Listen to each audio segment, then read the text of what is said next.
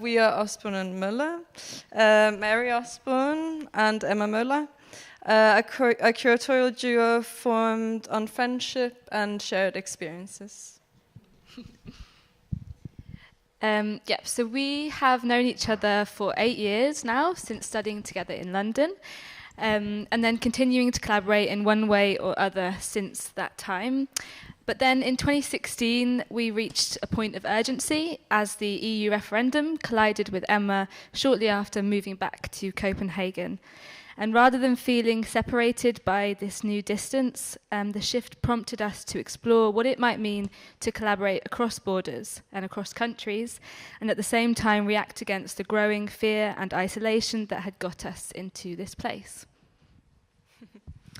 And it was from here that our first project, Bodies Beyond Borders, was formed, which was a festival that took place in Copenhagen in 2017 and explored territory, and through which we first connected with Anticool, presenting her film Plena Rondo, which explored the power structures implicit in language, following Anticool as she learned the international language of Esperanto over 60 days.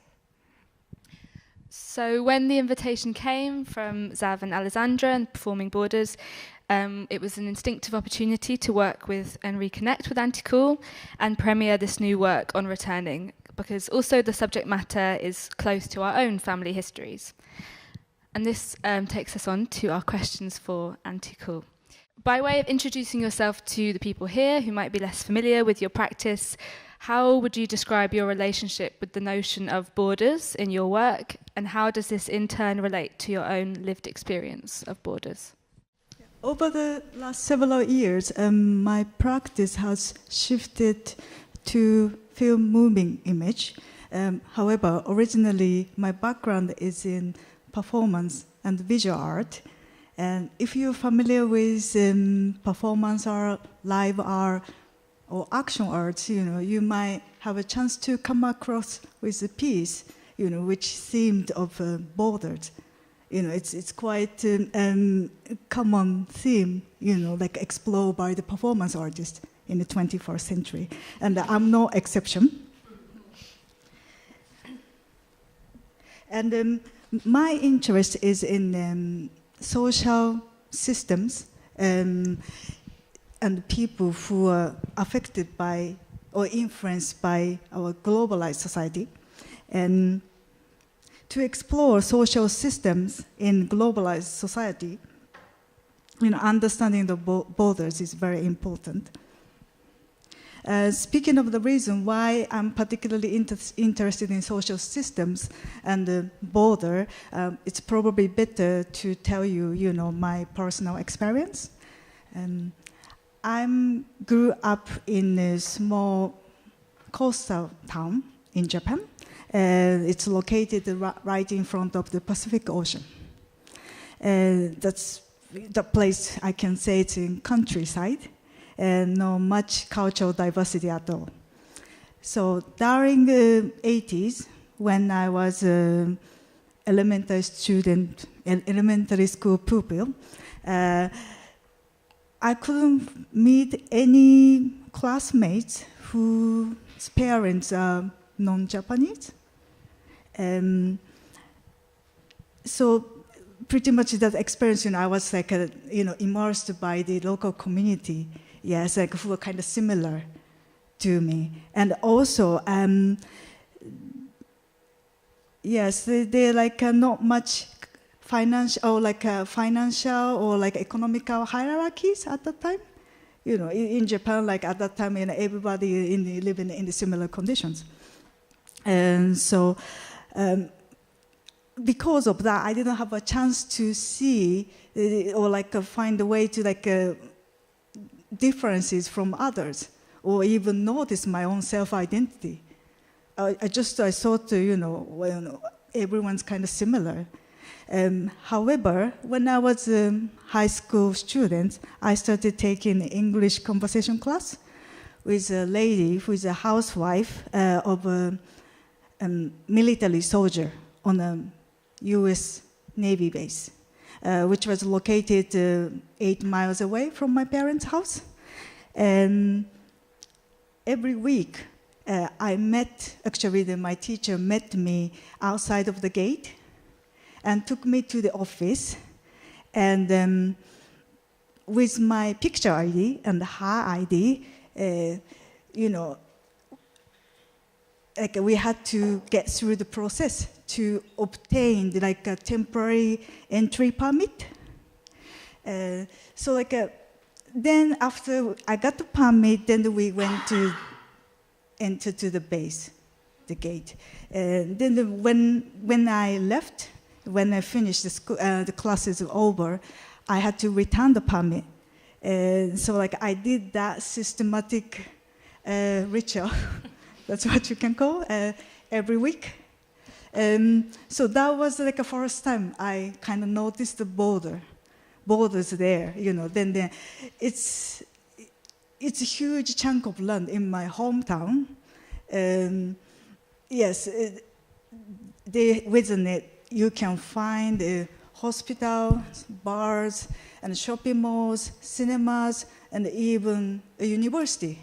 But there's a wall between, inside and outside. And you can even use US dollars instead of Japanese yen. Then, of course, at the gate there, the armed security guards.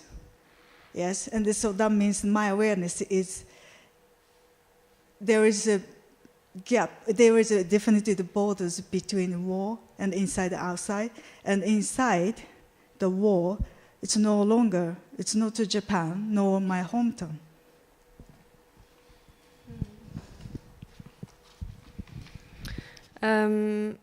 Yeah, thank you for that. And I guess it brings us nicely to the next question, which is why was it important for you to make on returning, and why now?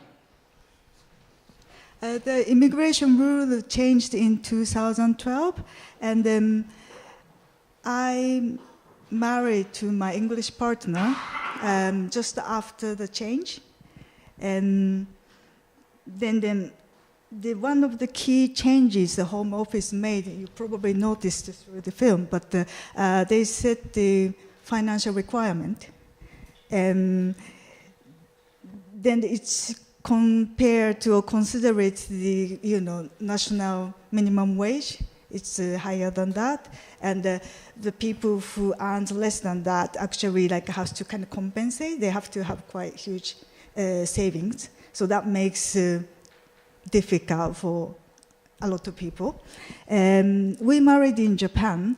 Then, when we decided to relocate it to the UK, we realized, oh gosh, we cannot meet some of the requirements.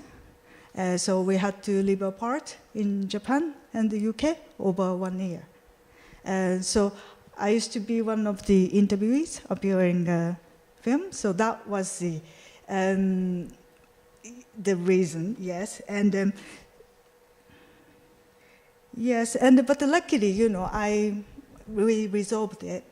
But I think we could resolve it not because I was better than others at all. I was very lucky because I could get the support from my family.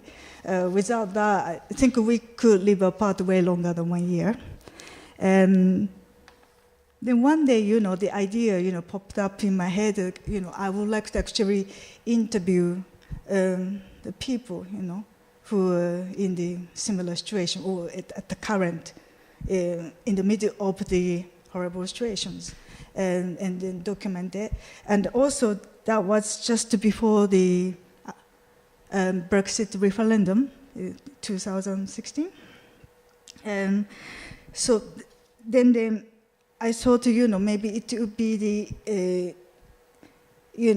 interesting document to capture the kind of transition time while the Britain is in an uncertain political climate. And I filmed interview in 2016 and early 17, and I completed the editing about a year ago. And however, distributing is challenging for independent maker. So it took a year, 1 year, to actually present at the way I designed. Yeah, so thank you. I think you mentioned a bit about the interviewees, and we're very interested, and I'm sure you are as well.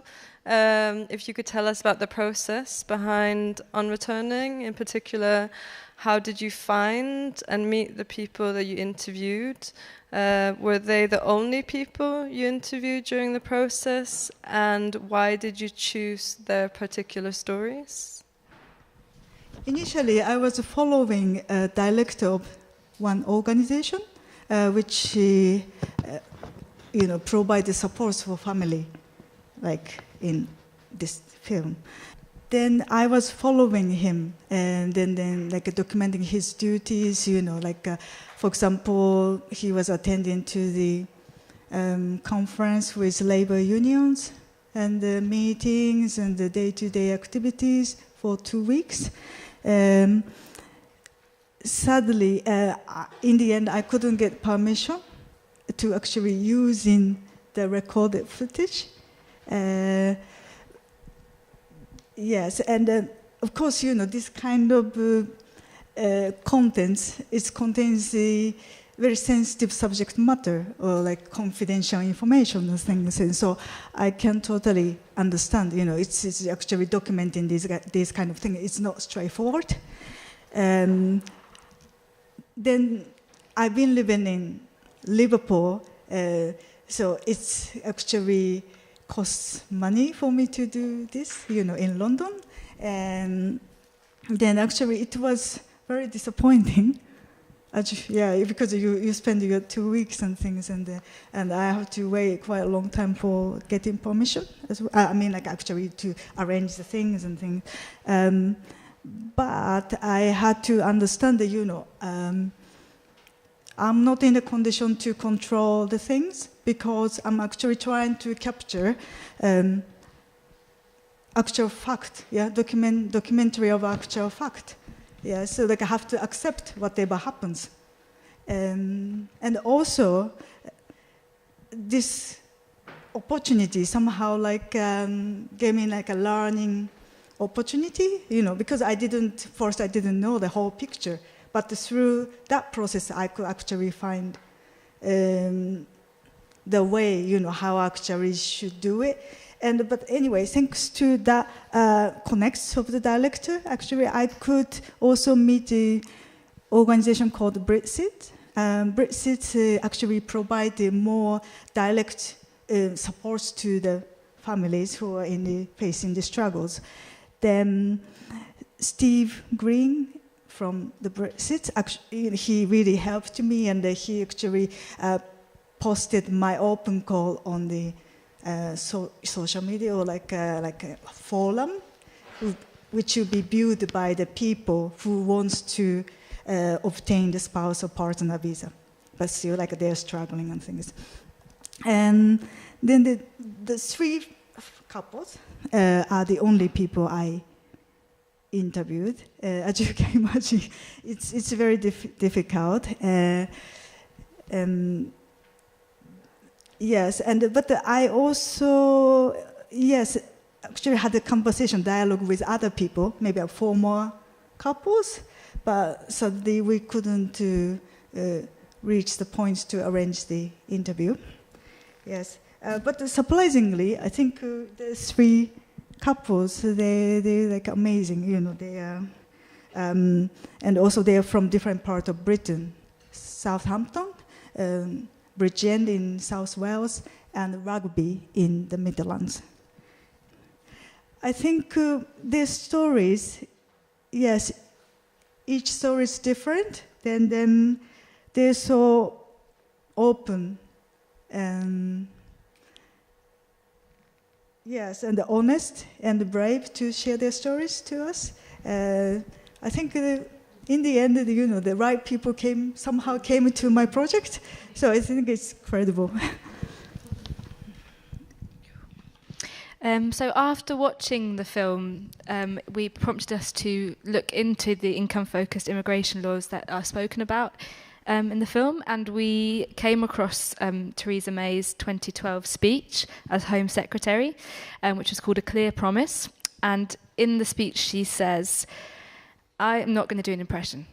I want to talk about measures we're taking to make us more discerning when it comes to stopping the wrong people from coming here, and even more welcoming to the people who we do want to come here.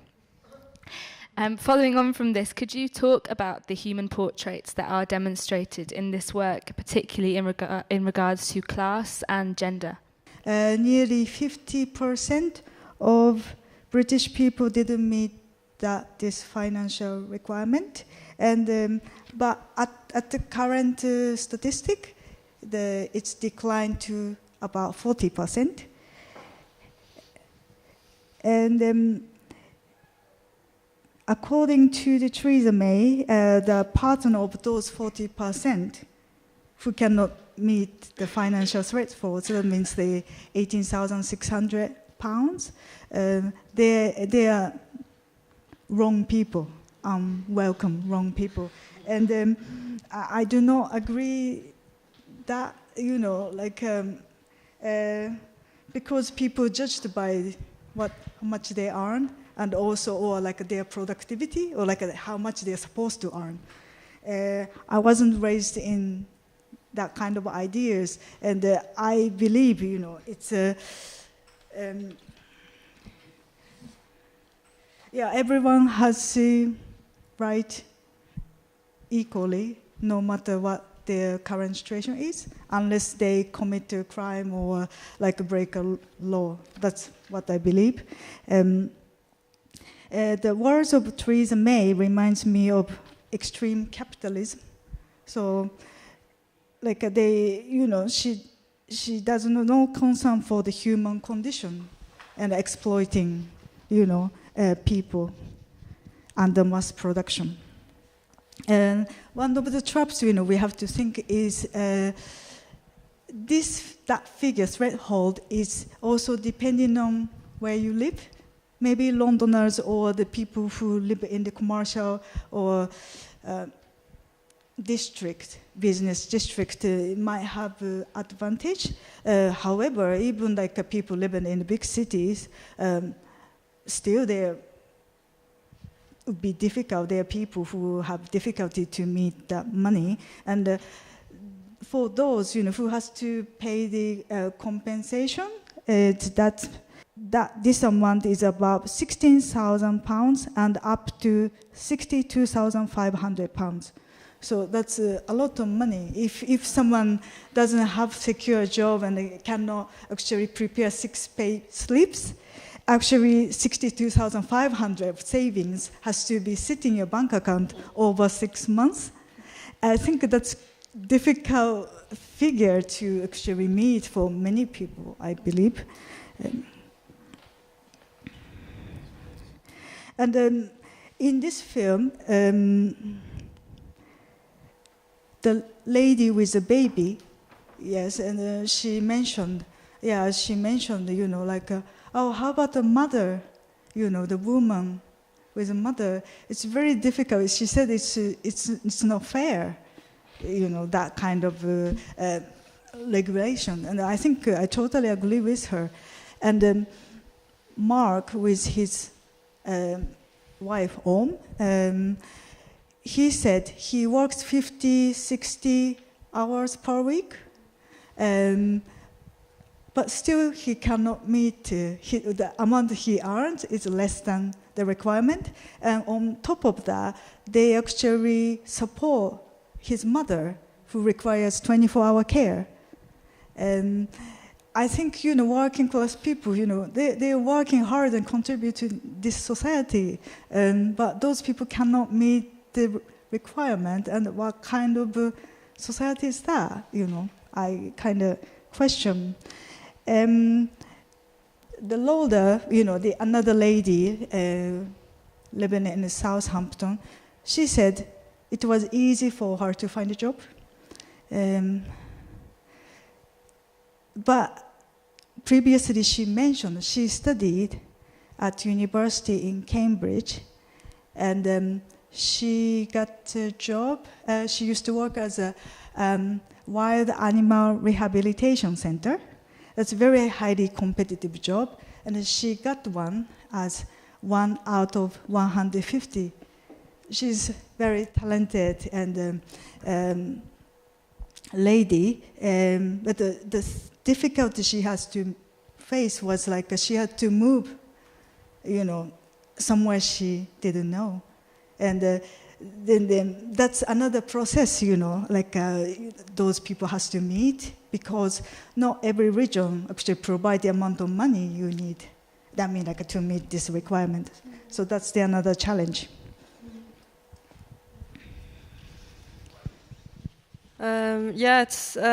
It's interesting what you said about Theresa May's speech not taking into account the human condition, because after we saw the film the first time, we also thought that it does a very striking job of portraying the violence inflicted by the state to isolate human beings.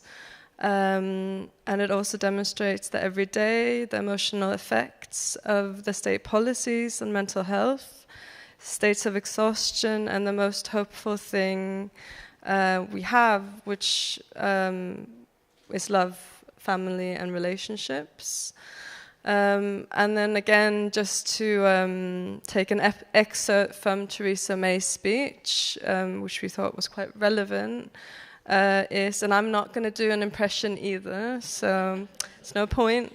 So she said, "It takes time to establish the personal relationships, the family ties, the social bonds that turn the place where you live into real community. But the pace of change brought by mass immigration makes those things impossible to achieve. You only have to look at London, where almost half of all primary school children speak English as a second language, to see the challenges we now face as a country. This isn't fair to anyone. How can people build relationships with their neighbors if they can't speak the same language? After years of mass immigration, we now face the enormous task of building an integrated, cohesive society."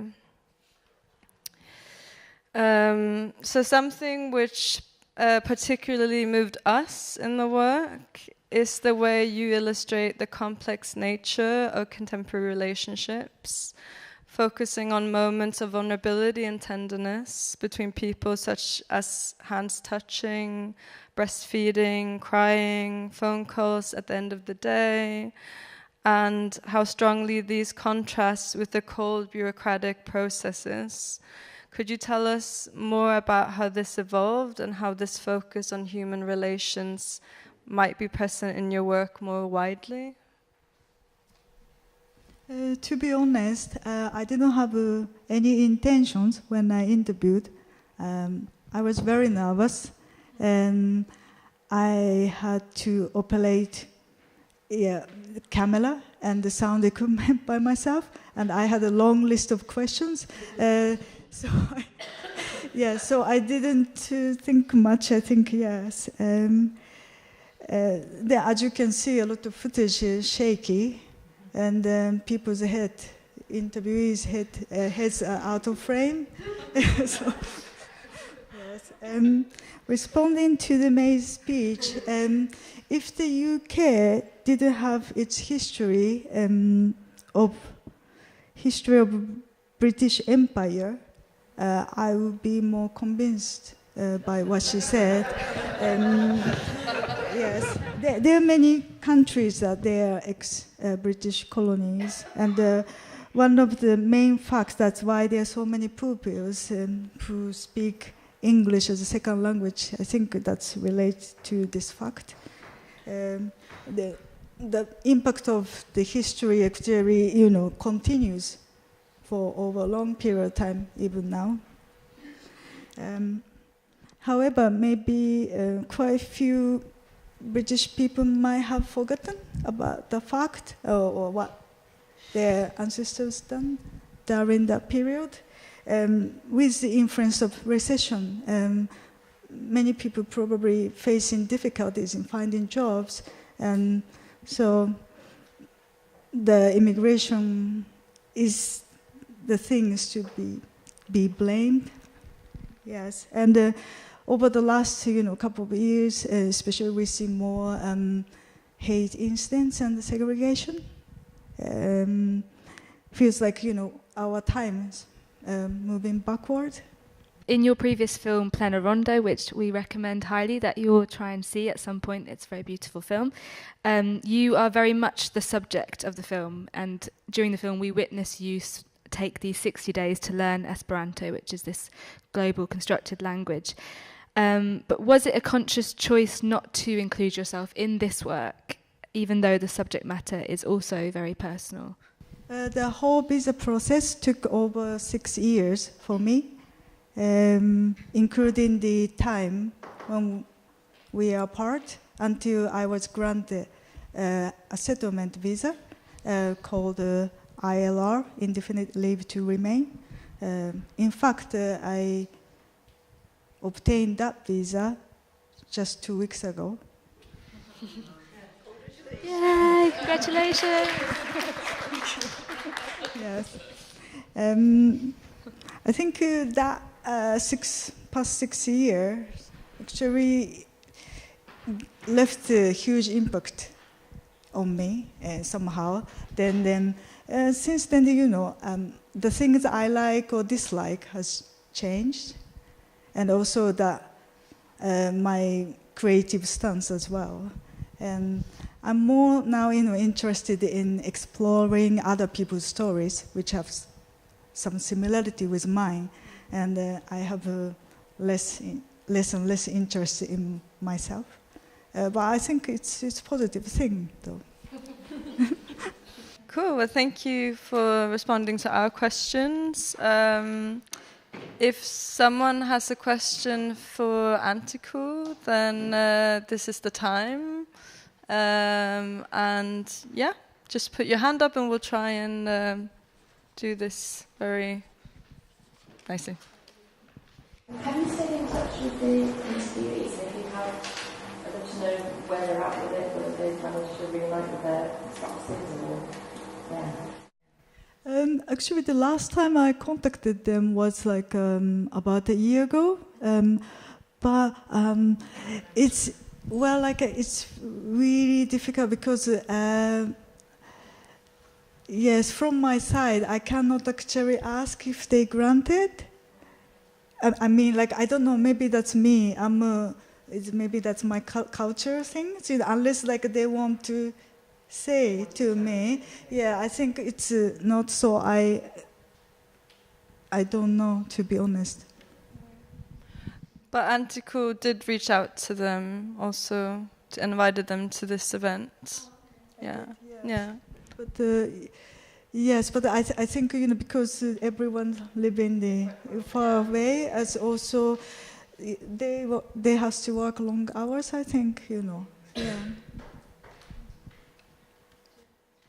If you could just elaborate more about the choice of using this triptych, like the 3 screens choice and the choice of not using the images of the partners of those two and have that one in the middle. Was there intentionally? The couple in the middle, they are the only couple, who actually granted, but still they're in the middle bit. Like I said, they probably need at least 5 years to be permanently enabled to live. So they're still, they are just before preparing for the next visa. But the other two, their partners still haven't arrived. They're still trying to get, so that's one of the reasons. And also, originally, I was trying to use the footage which I recorded, following the director. Then with that, my first intention was to make a conventional documentary film, single screen film. But since I missed that, then more or less that footage I had an access. I could have an access fragmented.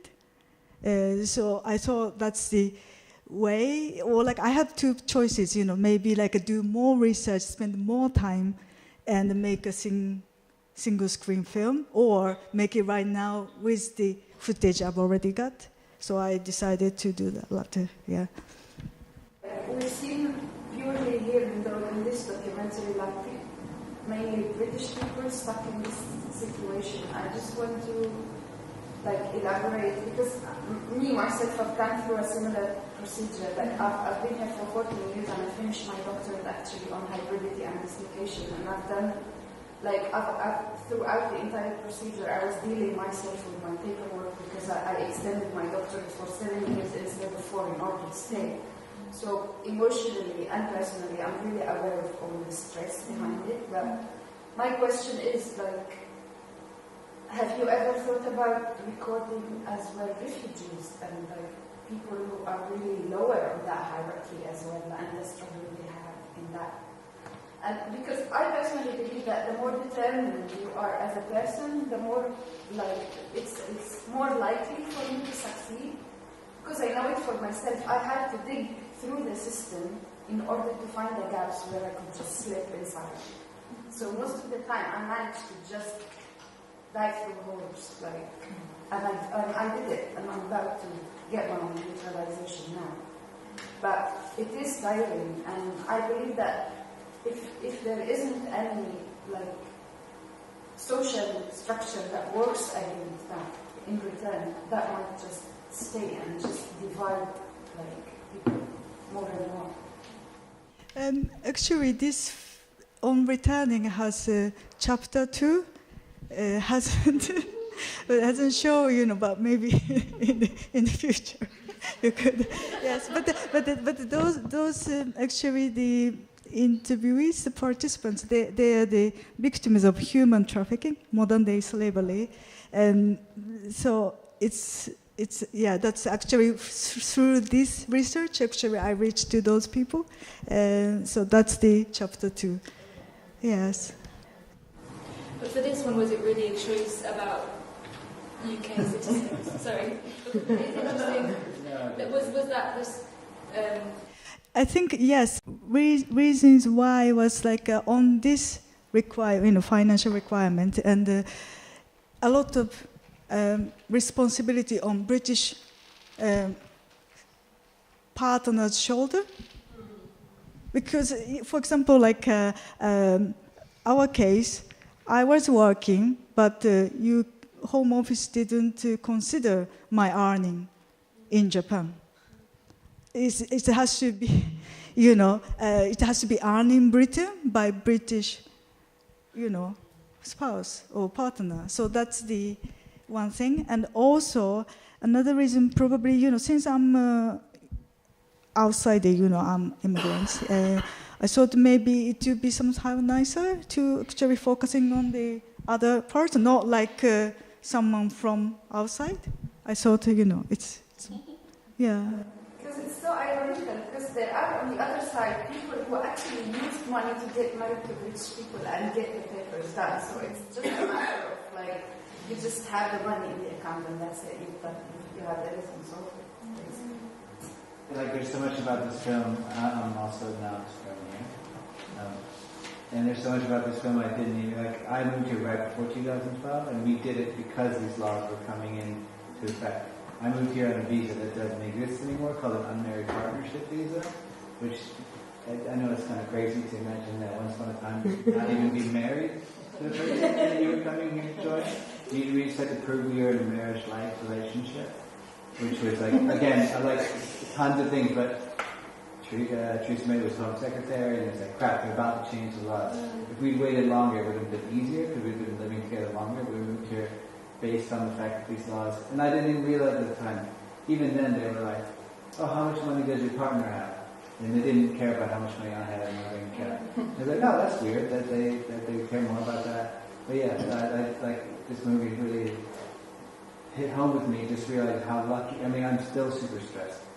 It's a big source of anxiety, because I'm a permanent resident, but I'm not naturalized. It's when I get to that next step, is that, you know, like, because things have changed, like, I don't know, it still feels uncertain, the future, based on this. So yeah, I don't really have a question, just, I guess, add to that. The thing that this, I mean, it stressed me out a lot. I loved it. Totally stressed me out about, like, am I going to be able to remain in the place where I want to live with the people I love, or am I going to, you know, have to jump through those hoops at someday? You know, I have this thing, it expires in 2021. But wait till then, hopefully things are going to be in a better environment, or I don't know. So it is. I mean, even reading kind of like a Guardian headline that says, like, you know, people are being affected by the anxiety of Brexit. You know, just like people living in this country. Like, yeah, just think about the amount of stress and heartache and hardship that I put on people. Just to have this stupid, arbitrary thing like a border and how much money you earn, you pay to go about it. So I think. Thank you for sharing. Yeah, yes. I think also just to add to that, like earlier today when we were doing the preparations for this event, we had a conversation with Antico as well, where you said very beautifully, I think, that one of the reasons that you also were interested in making this was to make a document of a specific time from a specific like point of view as well. So also before the time of Brexit, so that there was some sort of like record of it, and like, yeah, I think that's important too. So I've been thinking about the image you used of the man running through the country with a flag on the back, and it made me think about like things around freedom and no borders and flag on your back, and I just, because you're here, and it's nice to hear from the artist, I wondered what your reason for including that with the stories were. Since, you know, my background is visual art as well, so I wanted to make, even it's like a factual story, but I wanted to have art elements, but exploring interviewees' mental condition. It's really kind of get you, you know, like people usually might say, when we speak to this story to others, oh, this can be true, or like, you know, you married a British citizen, and automatically you might have a right, you know, so that kind of, so people actually don't understand, or they might think, oh, like, oh, you're just playing like a heroine of a tragic story. Yes, that's. So I actually wanted to visualize the things. Then, but to me, the figure with a flag and walking in the kind of rocky nature, so exploring the British landscape, it's kind of harsh element, and then you might have noticed some like breathing things. Yeah, it's he is, yeah, kind of struggling, and then kind of it shows the mental state, some elements, only the elements of mental state of the people who had to get through. So like if you find it beautiful, that's also it's great, you know. And but I wanted to somehow, it's kind of harshness, but also like a symbolic image. Yes, but of course, you know, the response to all it's up to you. I don't have a role, so thank you for you found it. Yeah. I just think it's great to hear from the artists when they think about what their intention was. So it's great. I was just going to say it's a very moving film, so that's really great and beautiful. But yeah, I think really does highlight, especially what you were saying as well, the whole thing of Theresa May's kind of really backward, archaic kind of thinking, and it's actually a bit shocking really, because now the Conservative Party, they feel like she's not like right wing enough. But I think in particular the thing around the whole wealth thing is really vulgar. That it's like some sort of James Bond film thing that, oh, you've got to be this person with loads of money and dashing in order to have this privilege of being loved, and you know, it's really just awful, really awful. So it's really, really good that you've highlighted it in this film at this time as well, because I think it will change. I think obviously then, without if Britain does go into does leave Europe, then obviously they're going to need more people from abroad. So I think it will change. Then it's going to be a different thing, like how it used to be, like easy. People, well, not easy, but if you were married, then it would be easier. I think it's going to change. I wanted to say thank you for using the word archaic, because I think it is really striking, and actually people who I know who've been through this, also this thing that we're trying to have this different way of having relationships now, which aren't about dependency or finance, and it's just like, nah, you got to do it this way. And I think also, like, yeah, we talked a bit about personal connections, but like my parents a long time ago married for immigration, and my mum has never wanted to be married. That's not, that wasn't her belief of how a relationship could be. And now, it's just this kind of, that's what we were saying about how you then portray contemporary relationships, like a phone call at the end of the day, or the possibility of something different that is being oppressed and held in a kind of old system of being. So yeah, just thank you for the word archaic, because it reminded me of that. Also, just to add on that, like when we were talking to Antico about how to sort of put on the event and stuff, Mary and I had a lot of conversations, and I think it's also interesting the word choice of privilege of love, because we talked a lot about that as well, and how this also portrays really brilliantly actually how sort of capitalism has really engulfed like emotional aspects of human beings. And like for us that is like super depressing and ridiculous. And that's also why seeing these moments of tenderness is really touching and positive, but also it's really like sad, because it really brings that out, that there is an economy placed on emotions, and that we're not exempt. That's not exempt from capitalism. So yeah. Thanks. What struck me when watching the film, thanks so much for it, first of all, was actually the loneliness of everybody involved, the fact that they felt helpless.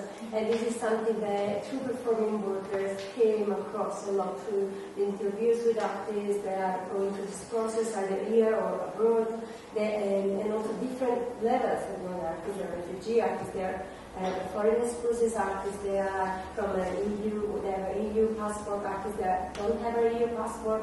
So it's just, my impression is like over the years from the hostile environment policy from 2012, you as curators and producers and you as an artist, how did you see the art environment you work with changing? If you have seen that, if that has been impacting on your life and your lived experience, but also your production and practice as well. Since 2012? Yeah, it is increasing on, control with the artists you've been working internationally. The art community is also international. And many people have been disappearing over the years as well. Well, no, just maybe it's worth saying we met in 2012. I just realised. And we graduated from our masters together in 2012, so I guess that's when... No, we met in 2011. And so we only started working after that point. Yeah. So you haven't seen any change over the years in terms of your collaboration with artists? Just out of curiosity, because I've been seeing this increasingly because of the Wiener scandals of families, artist family being impacted, and obviously the EU community. But just I feel there is a widespread, kind of ignorance around this. For example, the first time I heard about British citizens with foreign spouses was in 2017, only about that, when I interviewed Bill Etchington, that is an artist, a British artist from a working class background that moved to China and married a Chinese woman, and they cannot come back to live in the UK because he doesn't have enough. Although he's teaching in university, they have a comfortable life there. it doesn't earn enough in terms of pounds, sterlings, to come back. So it's been like, I think that those different layers of immigration laws are impacting more and more on everybody, but on our sector. Yeah, and a few other things. I guess it was interesting also that in our masters, most of the other people on our course were not UK based before the course, and most of them we have not seen since, or we have in some ways. But I think that's also interesting reading about. Knowing about the changes that is happening to international students as well, but also I guess one thing to say, and maybe this is not based on like policy or effects on people's individuals, but I actually feel like the art that is being made in response to this shit show is amazing, and I think one of the things that our festival that we did together 2 years ago was about celebrating the responses of artists to this situation, and the power within that, and the power that we, the hope that we can find in the work that we are seeing in response to the authorities and everything going on. So yeah, that's one comment. I have a experience. I rejected the injury during that time, and I got called at the airport, and then they took my fingerprints and kept me until midnight, and next day I was sent back, and I was not allowed to hold my own passport and airplane ticket, and I was with a guard. I was.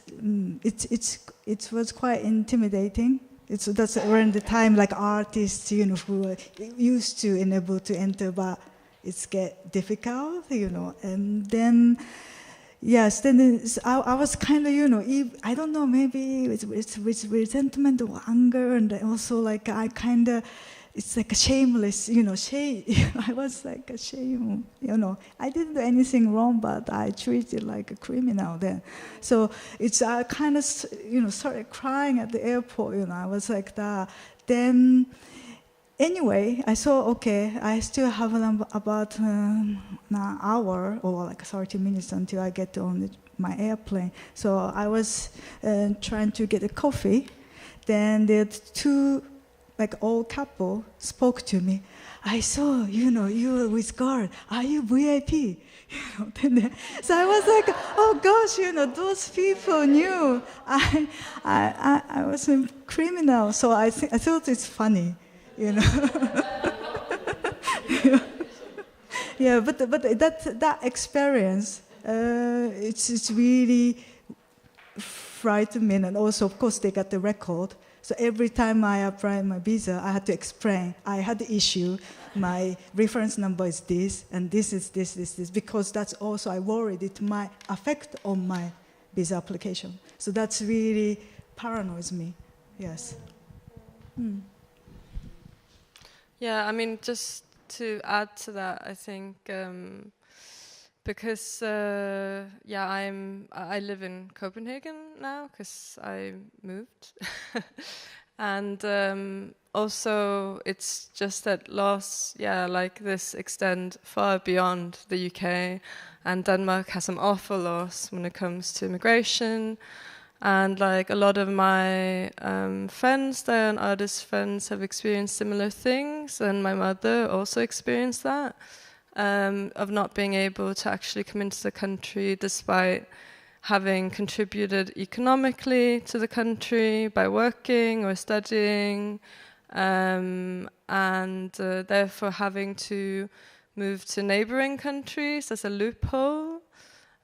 So a lot of my friends who recently have had to move because their marriage is not valid, a lot of the time because either it's a same-sex marriage, which is not valid in the same way as a heteronormative and heterosexual marriage would be in Denmark. And so they've had to move to Germany because it's much easier for them to actually get a permanent residence there, or to Sweden, but that has changed now.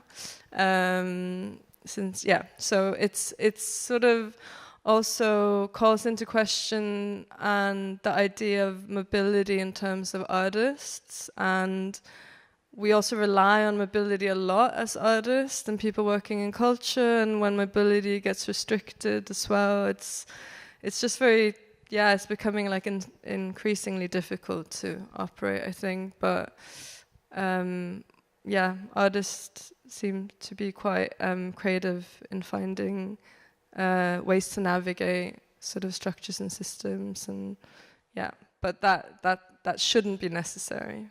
So I just wanted to say, I think a lot of it comes down to how people tend to know people around their sort of age group, and so when things change, you may not know of it because your people are now into a different stage of life and what have you. So a lot of this sort of goes like that. Their people have finished college 10 years ago or whatever, do you know what I mean? So I think that's what happens. So it's important to have this and to really spread the word about, how awful this has been, because I don't think a lot of people really know about that because of maybe progressions with same-sex couples, for example. Then maybe everyone thinks that people can just do what they want and it's all love, which is what I mean. So I think certainly the way we brought it together, I think it's really raised the level of consciousness around it, and also to know that Theresa May, who,